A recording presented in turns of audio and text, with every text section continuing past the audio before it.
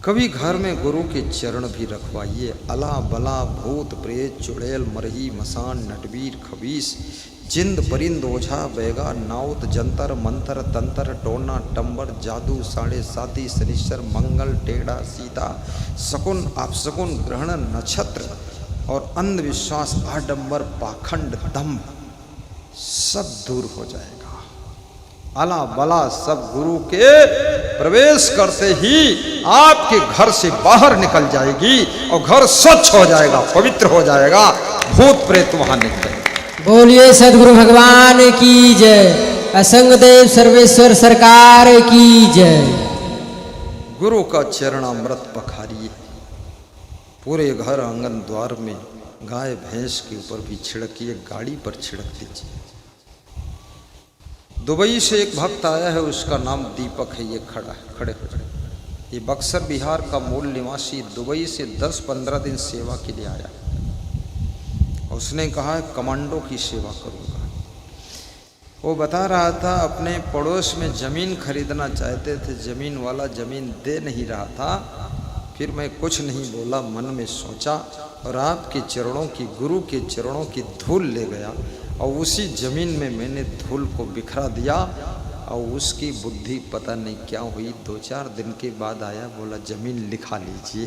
बोले सालों से फंसे थे, वो ज़मीन ज़बरदस्ती लिख के चला गया, ज़मीन मिल गई। ये चरण धूल में भी करामात होती है। धूल तेरे चरणों की सदगुरु चंदन और अबीर बनी और जिसने लगाई निज मस्तक पर उसकी तो तकदीर बनी, उसकी तो तकदीर बनी। जब विवेकानंद विदेश को जा रहे थे शिकागो के धर्म सम्मेलन में, भारत के किनारे खड़े होकर के भारत की मिट्टी को उठाकर मस्तक में लगाया था। कहा था, हे मां भारत माता मुझको जल्दी वापस बुला लेना। ये आपकी गोद में पला हुआ लाल विवेकानंद विदेश जा रहा है धर्म सम्मेलन में शामिल होने के लिए, इसको वहां भी सफल कर देना। और भारत का संत विवेकानंद विश्व धर्म सम्मेलन में प्रथम स्थान प्राप्त करता है, भारत का स्थान नंबर 1 आता है। भारत देश में एक से ज्ञानी है, विज्ञानी है। भारत देश ज्ञानियों से खाली नहीं, वीरों से खाली नहीं, दानियों से खाली नहीं। भारत की महिमा निराली है। यहां बड़े बड़े वैज्ञानिक भी हैं। अब्दुल कलाम भारत का ही वैज्ञानिक था। कितना खोज किया है। आपके अंदर भी विज्ञान छिपा हुआ है, पर ये माया मोह का अंधकार तुम्हारे विज्ञान को प्रकट नहीं होने देता है। तुम हैया दैया गैया मैया रुपैया भैया इसी में उलझे रहते हो। थोड़ा मन को इससे समेटो भी, प्रसन्न होकर के जियो।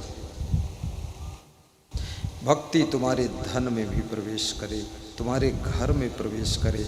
हर दीवार पर गुरु भगवान की तस्वीर लगाइए।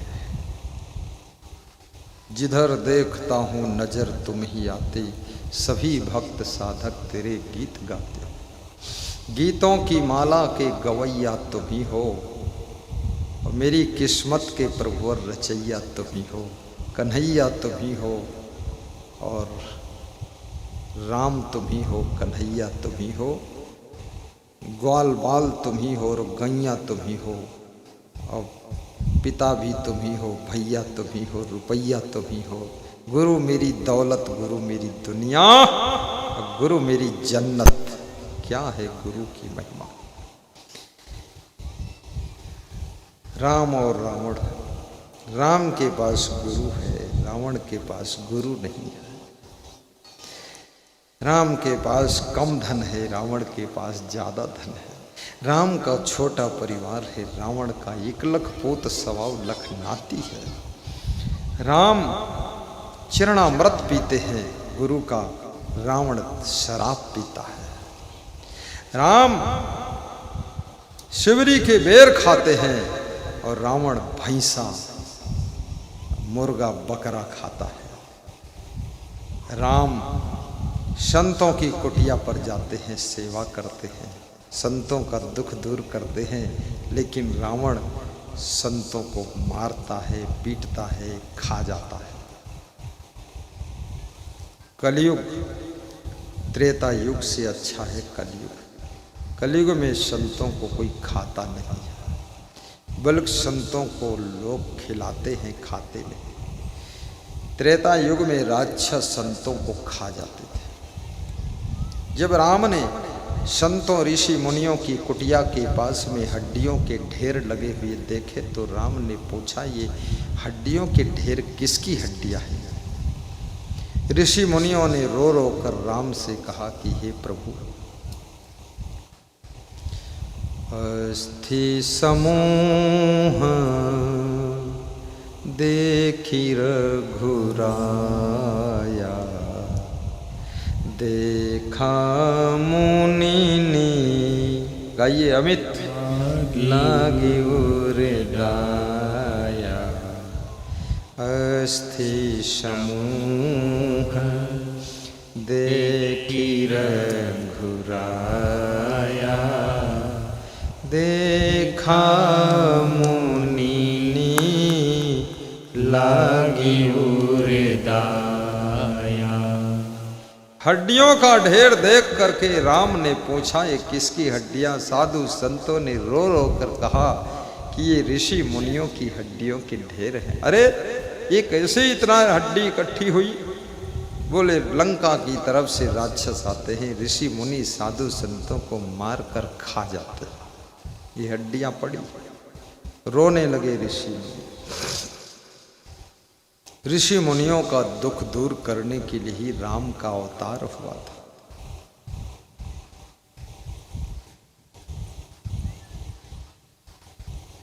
भक्तों की पीड़ा को हरने के लिए सिंधौली में पिंटू वर्मा के द्वारा ये सुखद सत्संग हो रहा है कि भक्तों का दुख दूर हो। राम ने क्या कहा, सुनने जैसा कहा। निश्चर विहीन करो मही, महिमा ने पृथ्वी, महिमा ने क्या होता है? पृथ्वी। निश्चर विहीन करो मही, भुज उठाई प्रण कीन, और सकल मुनि के आश्रमन, जाई जाई सुख दीन। इशारा समझ जा तू प्यारे, उस कोने में बैठ जा तू प्यारे। तो सकल मुनि के आश्रमन, जाई जाई सुख दीन।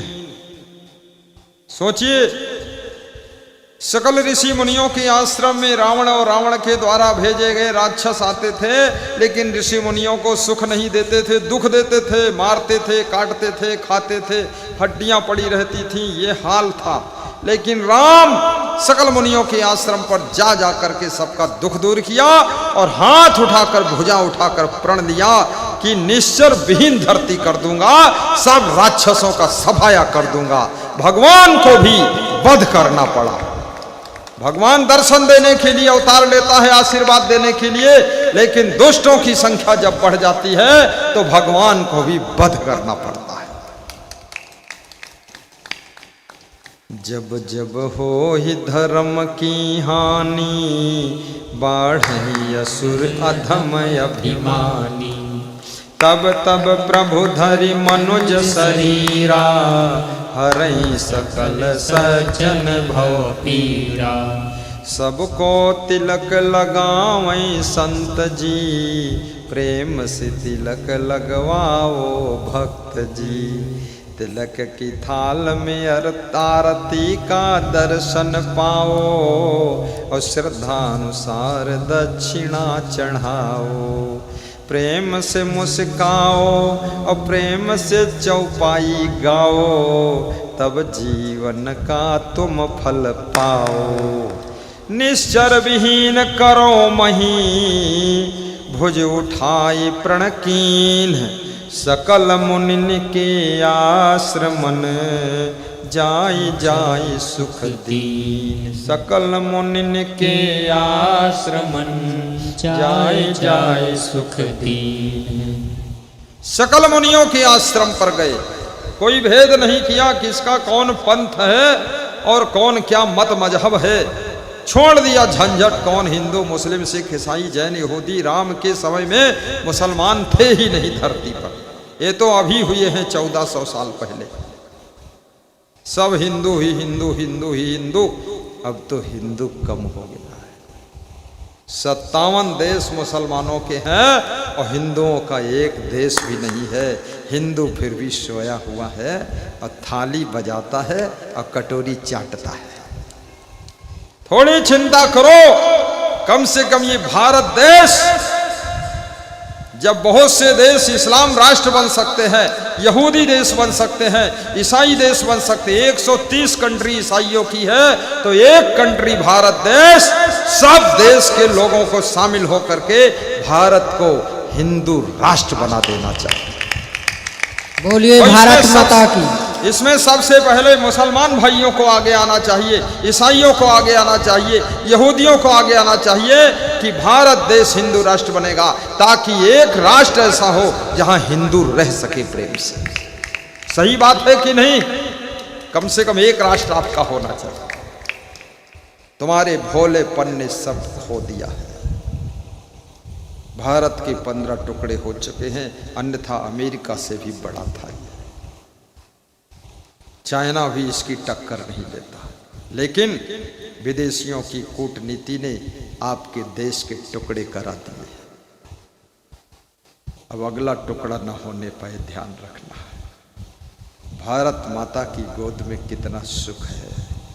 ये भारत माता की धरती पर हम हैं।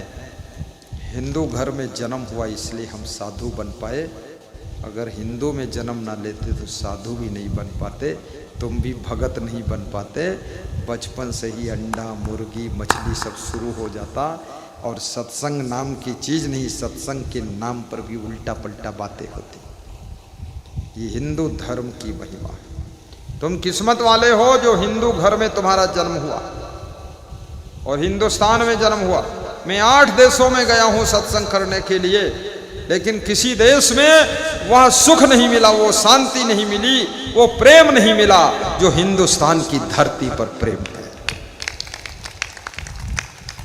यहां तुम किसी के द्वार पर चले जाओ, पहचान हो ना हो, लेकिन एक गिलास पानी प्रेम से पिलाएगा, और थोड़ी देर रुको तो भोजन भी खिलाएगा। विदेशों में तो सबसे पहली बात गंदगी बहुत है। जहां देखो वहां मछली की बदबू आ रही है, सब मांसाहारी भरा हुआ है।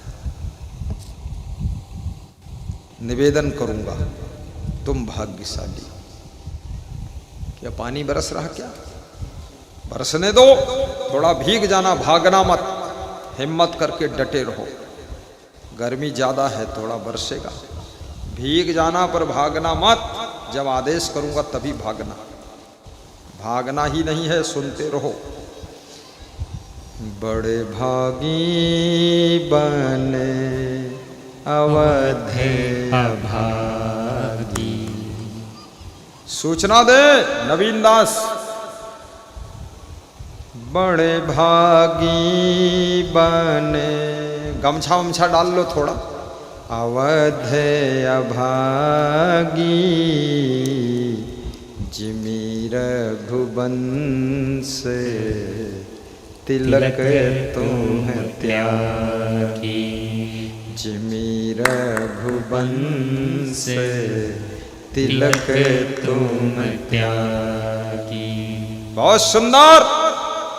ये बरसात अपने आप नहीं हो रही, इसके लिए प्रार्थना की गई है, अर्जी लगाई गई है, निवेदन किया गया है कि वर्षा होनी चाहिए, टेम्परेचर गिरना चाहिए, क्योंकि गर्मी लंबे ऊंचाई पर है। ये ऊपर से बादल का पानी और व्यास गादी से गुरुदेव की अमृत वाणी, पानी और वाणी का संगम है। बरसात की बूंदें अगर बदन पर गिर गई तो चर्म रोग नहीं होगा 1 साल तक। गिर जाने दो, जब ज़्यादा हम भीगेंगे तब तुमको उठाएंगे, नहीं हम तुम दोनों डटे रहेंगे। इंद्र देवता से प्रार्थना करो 1 घंटा रुक जाए तो अच्छा, क्षमा देव से प्रार्थना करो 1 घंटा रुक जाए। अब सैंपल तो दे ही दिया है, अब पूरा माल मत लाए।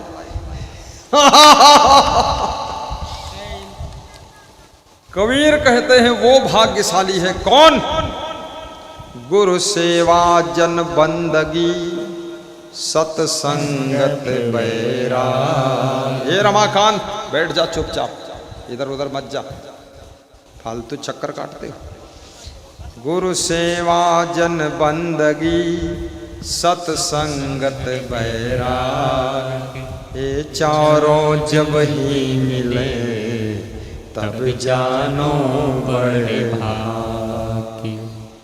ये 4 कौन? गुरु की सेवा। कितने लोगों के भाग्य में तो गधों की सेवा है, वो गधे की सेवा कर रहे हैं। कितने लोग ऊंट की सेवा कर रहे हैं, कितने लोग बकरी की सेवा करते हैं, उसके बाद बकरी को काट के खा भी लेते हैं। अच्छी सेवा कर दिया, निपट गई बकरी। और कितने लोग मछली पालते हैं, उसके बाद मछली पेट में बैठ जाती उनके, मछली पालन बताते। वाह रे वाह।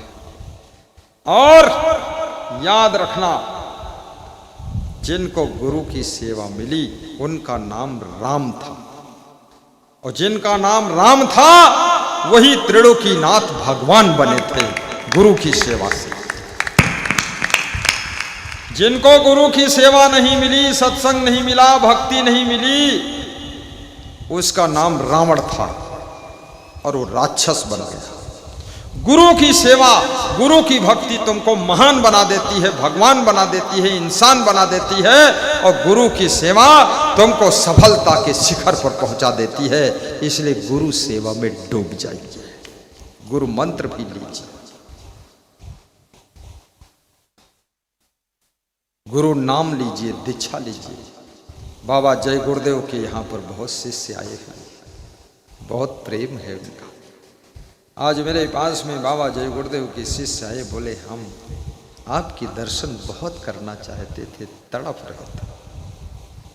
जय गुरुदेव में और संगदेव में अंतर कुछ नहीं है। याद रखना, वो मथुरा का टमाटर है और ये लखीमपुर का टमाटर है, लेकिन दोनों टमाटर है, दोनों चटनी बन सकते।